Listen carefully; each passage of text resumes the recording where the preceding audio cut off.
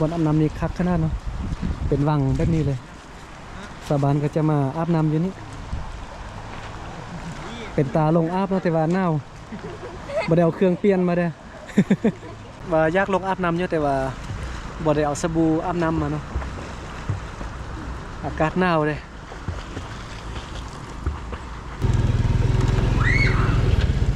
ลองไปนำสาวน้อยเบิ่งก่อนไปเลอะเด้อ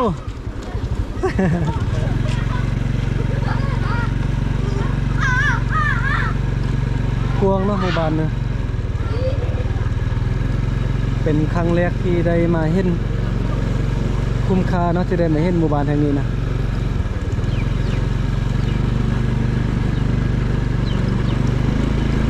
ลองไปทางนี้บ้าง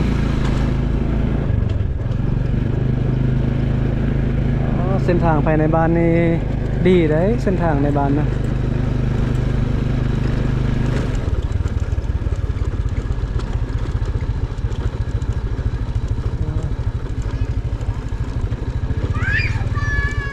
สบายเลย เล็กน้อย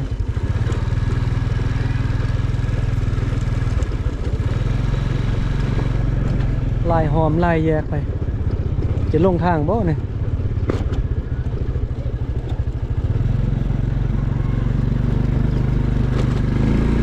สบายเลอะบ่เลือกพูดกินเหล้าอ๋ออันนี้ไปทางนี้นี่ไปใส่ไปนี่นะข้ามไปบ้านคนบ่บ้านนี่มีบ้านที่ถึงแล้วเนาะอันนี้บ้านยังเนี่ยอันนี้บ้านยังบ้านซื้อบ้านเนี่ยบ้านคอนบ้านคอนอยู่พุ่นดูอยู่พุ่นบ้านจันไม้บ้านเฮาบ้านคอนตัวนี้เนาะตัวนี้มันบ้านคอนแหละเลยเข้าใจอะไรเนื้อพุ่นมันบ้านจุดซุ่มสร้างเลย อันนี้มันหมู่บ้านคอนเนาะอยู่เมืองแบงแล้วที่นี่เมืองแบงเนาะอุดมไส้นี่แหละเข้าตัวเมืองแบงเข้าเขตชายแดนเมืองแบงแล้วนี่เบาลังกับพามาเบิ่งขั้วนี่จะเป็นขั้วอูเนาะไว้ข้ามไป5บ้านแล้วก็ไปให้ไปส่วนมีรถจักรมาแต่ว่าสั้นนิดนึงไปได้ป่ะนี่โอ้คอยเด้อจักรยานครับขั้วจนว่าสั้นนังไหมเงียงซ้ายเงียงขั้วเลย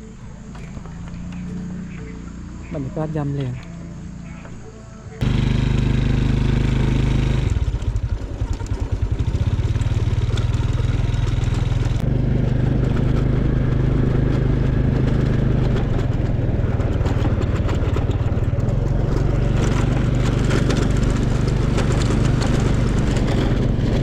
หมู่บ้านอยู่ดอยอยู่เขตดอยมีปั๊มน้ำมันแล้วแสดงว่า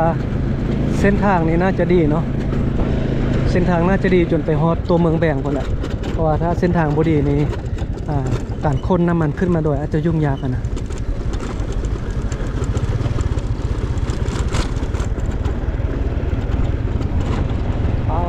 เข้ามาในกลางบ้านนี่บรรยากาศคักขนาดในกลางบ้านนะ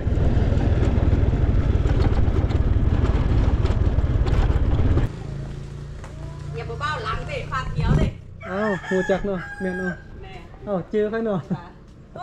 ติดตามอยู่มีคนติดตามนะอยู่บ้านนี่บนหน้าเสื้อว่าอยู่บ้านนี่มีคนติดตามมีคนรู้จักเบาลังเมื่อกี้เราท่วงแล้วว่าเป็นเบาลังพวกนี้เราติดตามเนาะ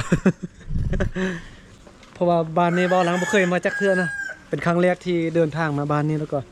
พอดีมาซื้อน้ำแล้วพอดีเรารู้จัก บ่คิดว่าจะมีคนรู้จักนะอยู่บ้านนี่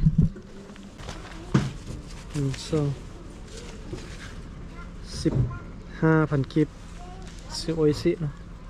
อยู่ดอยราคาเท่ากันนึกว่าจะแพง15,000 กิบเนาะ ขายทออยู่เมืองขายทออยู่เมืองเลยเนาะคิดว่าจะแพงเหมือนว่าเห็นไหมกับใจหลายๆมาแวะซื้อน้ำดื่มนิดนึง เคยเราติดตามช่อง YouTube เบาลังนะอันนี้เป็นร้านค่ายเครื่องแล้วเนาะอยู่บ้านค้อนเมืองแบงแขวงอุดมไซนะอยู่ทางภาคเหนือโดยเพิ่นเฮ็ดร้านค่ายของกินเนาะค่ายขนมเครื่องใช้มีไวเครื่องดื่มเผ็ดเกลือเป็นนัวก็ว่ากันไปเนาะแต่ว่าราคาเราค่ายทออยู่ในเมืองอันนี้อยู่ในเมือง 15,000 อยู่นี่ก็ 15,000 เนาะ นึกว่าจะค่ายแพงแต่ว่าค่ายราคาเทอกันนะใครที่มาบ้านค้อนเมืองแบงแขวงดมไซก็แวะมาได้เนาะอยู่แถวทางเข้าบ้านเลยนี่อยู่ติดกับขั้วนำเหล่าหนึ่งเนาะหันเอ่ยแล้วก็อยู่บนนี้เบาลังกลับมาแวะกินน้ำนะซื้อน้ำกิน กับประมาณนี้เนาะหานค่ายเครื่องอยู่นี่โอเคเนาะก่อนกินน้ำแล้วก็จะออกเดินทางไป เข้าสู่ตัวเมืองแบงกว่าเนาะเลยแล้วว่าประมาณ20 ปลายกิโลแต่ว่า20 ปลายกิโลถ้าเป็นทางแบบในเมืองทางปัวยางก็โอเคอยู่อันนี้มันทางดินแดงแต่ว่าทางก็ดีอยู่ติดตามเดินทางไปนำกันเนาะจะออกไปแล้วตอนนี้ค่ะอันนั้นคนดัง โอ้ คนดังอยู่ในติ๊กต็อกว่ะ กับฮูจักเนาะ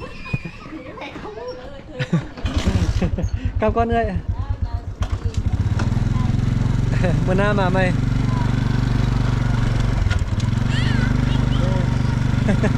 เด็กน้อยเห็นนั่นเดี๋ยวนะตอนนี้กำลังจะเข้าไปในตัวบางแบงพุ่นแหละขี่รถข้ามขั้วนำเหล่านึงเป็นขั้วเล็กเนาะ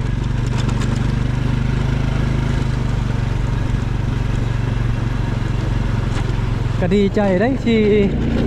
เดินทางไปไส้แล้วมีคนฮู้จักขนาดก็รู้สึกว่ามีกำลังใจเนาะในการถ่ายคลิปตอนนี้เบาลังก็ได้ขี่รถออกมาจากหมู่บ้านค้อนละขึ้นมาด้านเทิงนี่ก็ต่อไปน่าจะบ่มีบ้านคนหรอกเบาลังก็บ่ฮู้เนาะแต่ว่าตาวินนี่มันลึกไม่ผู้ละมืดแล้วนะพ่อแม่พี่น้องเบิ่งถ่ายคลิปอาจจะมืดอาจจะบ่เห็นดีแล้วก็มานี่เบาลังก็จะขออนุญาตจบคลิปเพียงเท่านี้ก่อนเพราะว่ามืดแล้วเนาะถ่ายคลิปมันก็บ่เห็นแล้วเริ่มจะมืดแล้วอีกอย่างตอนนี้ก็เบาลังก็จะต้องขี่รถแบบฟ้าวกลับเข้าสู่ตัวเมืองนะเพราะว่ายานจะค่ำจะมืดเพราะว่าเบาลังบ่เคยมาเส้นทางนี้บ่ลึงแล้วก็ยานเด้การเดินทางผู้เดียวก็จะประมาณนี้เนาะ